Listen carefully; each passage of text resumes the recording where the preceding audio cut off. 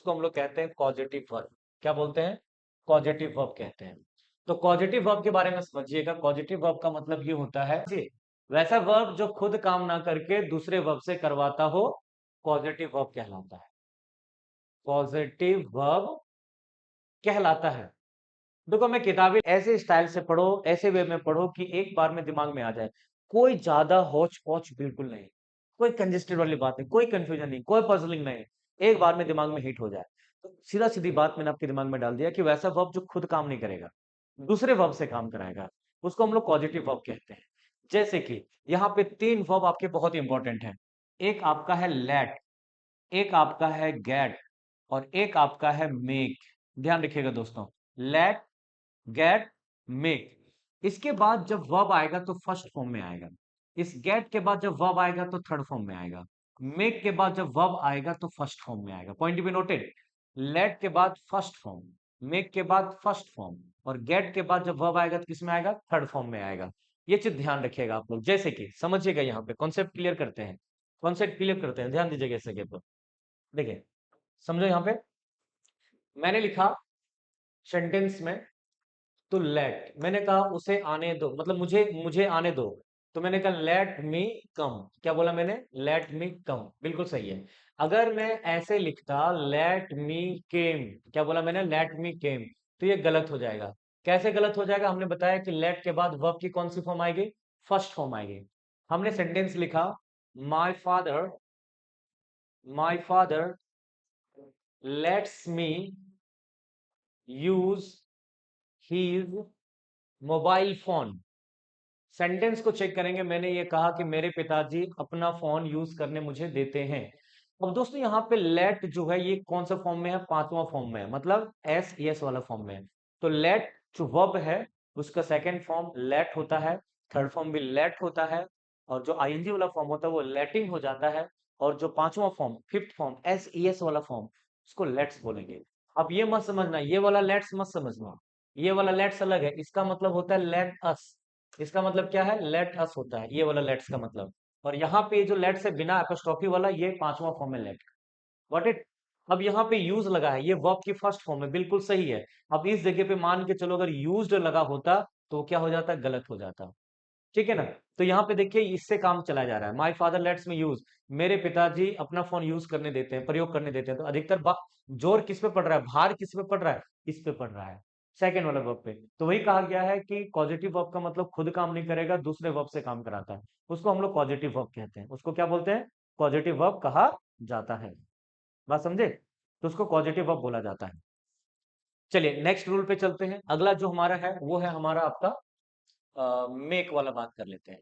तो मेक के बाद वर्ब की कौन सी फॉर्म? First form. जैसे कि वह मुझे हंसाती है, हमने कहा she makes me laugh, she makes me laugh. देखिए यहाँ पे मेक्स आपका क्या है? पॉजिटिव वर्ब का काम कर रहा है। कैसा काम कर रहा है? पॉजिटिव वर्ब का काम कर रहा है, क्योंकि ये किसे काम करा रहा है? लाफ से। वह मुझे हंसाती है, तो देखो हंसने वाला वर्ड ज्यादा फोकस हो रहा है इस पे। वह मुझे हंसाती है, तो इसका बहुत ना के बराबर है तुम्हारा, लेकिन बस ये उससे काम करा रहा है।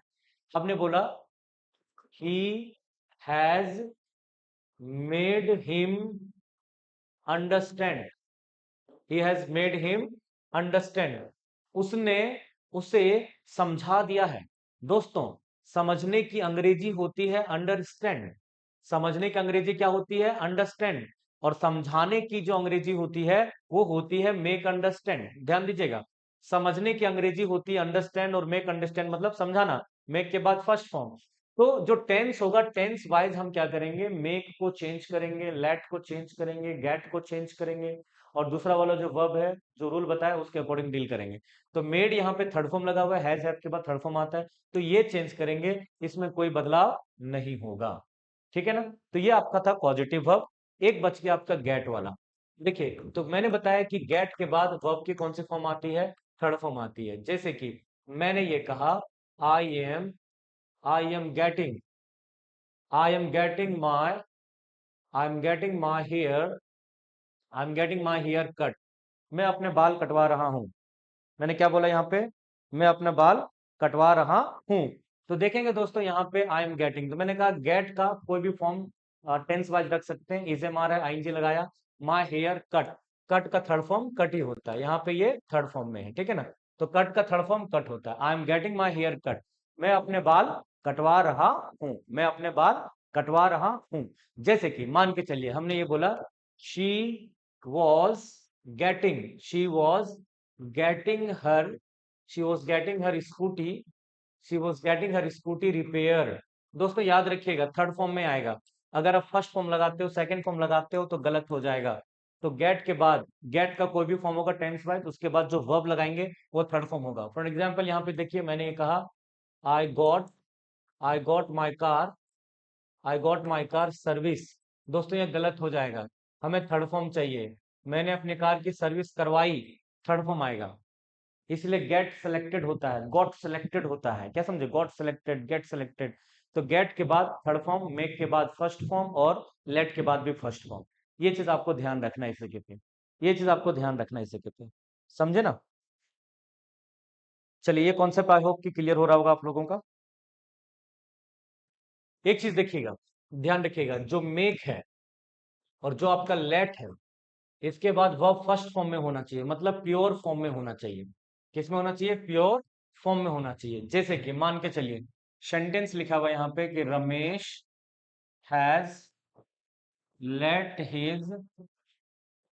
His friends to submit their homework.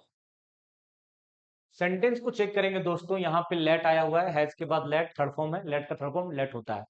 Late के बाद जो वर्ब आता है वो फर्स्ट फॉर्म में, यहाँ पे देखेंगे ये वर्ड सबमिट, ठीक है ना। यहाँ पे क्या लिखा हुआ है, सबमिट लिखा हुआ है, सबमिट लिखा हुआ है। तो सबमिट ये फर्स्ट फॉर्म है कि नहीं है, बिल्कुल फर्स्ट फॉर्म है। लेकिन दोस्तों यहाँ पर फिर भी ये गलत है, ये सेंटेंस आपका गलत है। क्यों, क्योंकि यहाँ पे टू लग गया है, टू नहीं लगना चाहिए, क्योंकि to plus V1 is equal to infinitive. ये तो वर्ब होता ही नहीं है, ये तो वर्ब होता ही नहीं, क्योंकि ये तो आपका हो जाता है वर्बल नाउन हो जाता है।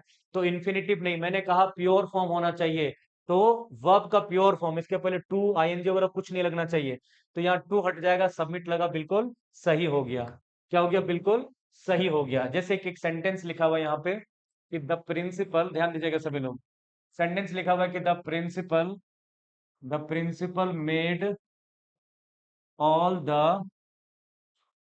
All the students all the students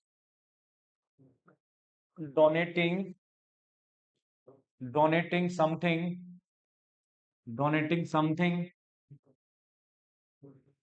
for the campus. Sentence को चेक करेंगे दोस्तों, इस जगह पे मेड शब्द आया है, मेड है ना, वर्ब की सेकंड फॉर्म यहाँ पे यूज किया गया है। अब इसके बाद जो वर्ब आया है वो देखो, वो ING फॉर्म में लगा हुआ है। किस में लगा हुआ है, ING फॉर्म में। तो हमने बताया था कि मेक के बाद जो वर्ब आएगा वो कौन से फॉर्म में आएगा, फर्स्ट फॉर्म में। यहाँ पे डोनेटिंग शब्द आया, यहीं पे एरर हो गया।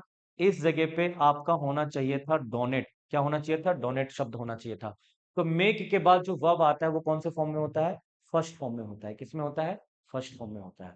तो ये था आपका पॉजिटिव वर्ब। आई होप कि आपके दिमाग में ये चीज सेट हो गया होगा।